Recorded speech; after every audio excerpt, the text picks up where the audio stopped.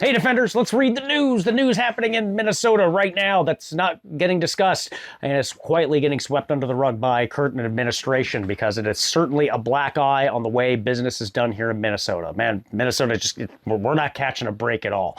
And what are we looking at today? We're looking at Wilson Tindy, a convicted felon in Minnesota that just got rolled up by ICE. Now, before we do, hey, get down, leave a comment in the section below. Hit that notification bell, like and subscribe, be a part of the community as, hey, we're growing pretty quick now, which is awesome to see you guys make this happen. Now, Wilson Tindy, let's talk about him for a minute.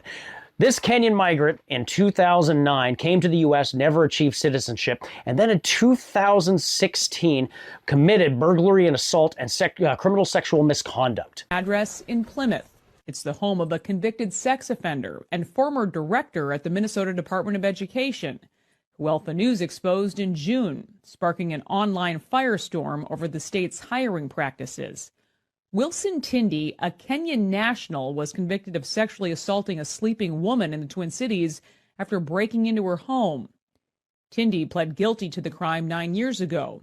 A judge ordered his removal from the United States. But a federal judge ultimately ruled that Tindy's removal was not warranted. Tindy spent 18 months in ICE custody and then landed taxpayer-funded positions at 2 separate Minnesota state agencies. After our reports, Tindy's status has changed.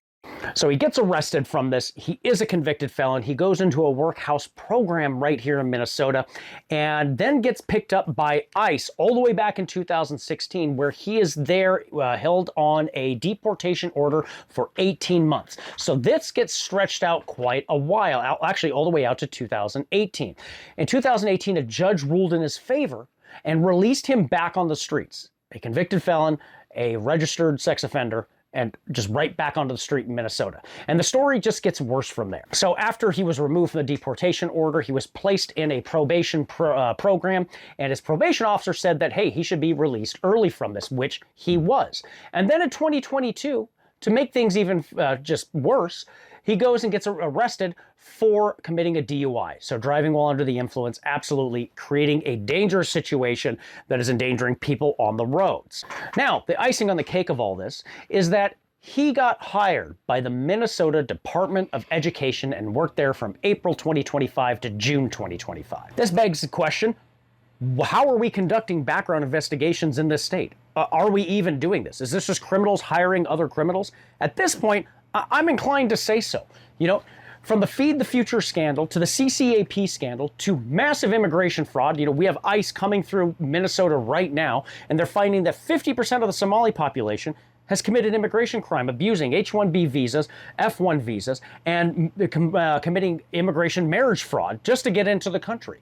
In addition to supporting Al-Shabaab and ISIS, where we have their youth going over to fight with foreign terrorist organizations. All of this just going back decades now and showing like Minnesota is not in a good state with how we're doing business. And then you look at how Waltz is handling things on top of this, where we had we had a surplus, something like multiple billion surplus, and now we're in a complete deficit, something like 6 to 8 million in deficit. Where is the money going? Okay, but the big focus with Wilson Tindy is how are we hiring these individuals? Now, fortunately, this guy was not part of a forward-facing portion of the Department of Education. He was part of their audit department and advisory board. Okay, but what is he advising at this point? Man, I'm glad he was not on a forward-facing, panel or group with the Department of Education for Minnesota, particularly not one that does anything with kids, because again, this guy committed SA, right? And is a convicted felon at this point. And, great work by the guys at ICE. They rolled him up. They're getting him off the streets. So let's get this guy out of the country, absolutely, and send him back to Kenya. Because frankly, at this point, he's endangered American citizens. He's hurt them, with the convicted crimes that he committed against this woman back in 2016. And one thing that gets lost in the sauce in all of this is that, what about the victims? This woman that got assaulted by him, where's the restitution for her? Where is the justice in this? When then from 2016 to 2025, essentially this guy is walking the street. Yeah, he had an 18-month period taken up by ICE where then a federal judge said, nah, let him go. Back on the street. Okay. where he can then just go be a further danger to the people around him, to the citizens in this country that pay taxes and create our functioning society. Okay, it's awful stuff. Okay, so again, this is what I wanted to cover today. Just briefly talk about Wilson Tindy and this scandal. Frankly, I think this is a big scandal too, because Department of Education for Minnesota is not doing that well. And if anybody knows that the teachers union here in Minnesota has a stranglehold on things, and I believe personally the corruption runs deep on that. So anyways, that's just my opinion. Wanted to share it with you guys. So hey, thanks for sticking around. Remember, stay prepared, not scared. God bless, and good night, everybody.